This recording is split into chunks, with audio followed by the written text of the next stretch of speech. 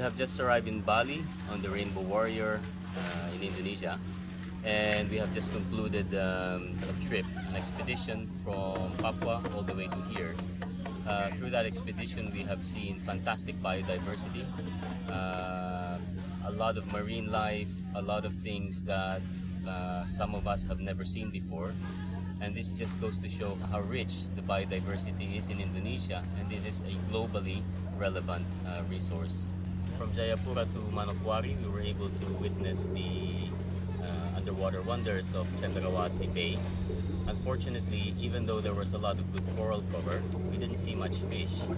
We also did not see any enforcement patrols in this area, and we are wondering if a lot of the fish were gone or have disappeared because of fishing pressure. When we went to Jamuk's Bamedi, where you will find the largest nesting site for the critically endangered leatherback turtle, we saw a lot of threats. There was road construction happening. We were aware that the mining operation is also in the area, and we wonder what the future is of animals like the leatherback.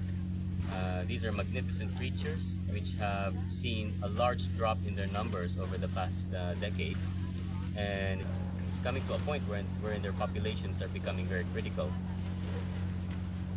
In Raja Ampat, we saw a vast number of fish and a lot of corals, and it was just amazing to see all of these fantastic animals in one place. Unfortunately, also we were told that there are mining operations still happening in the area.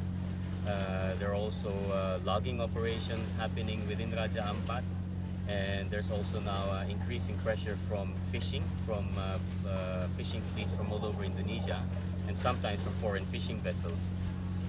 This has got to stop because Raja Ampat is a treasure that we all have.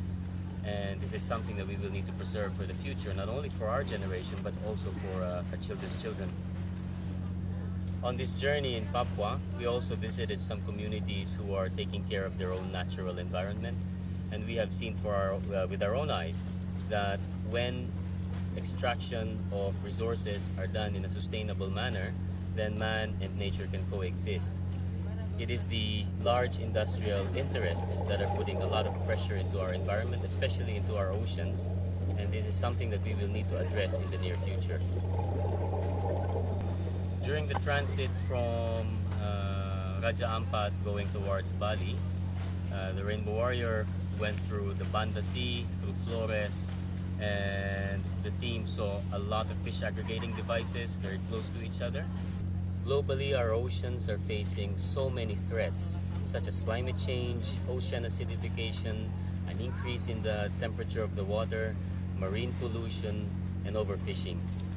And in this journey that we have had with our flagship, the Rainbow Warrior, we have seen that Indonesia is not spared from all of these problems, and that if we are going to solve this global crisis that we have in our oceans, we need to start in places like in Indonesia, so that we can have an equitable and sustainable use and relationship with our oceans, and this is also saving our own future.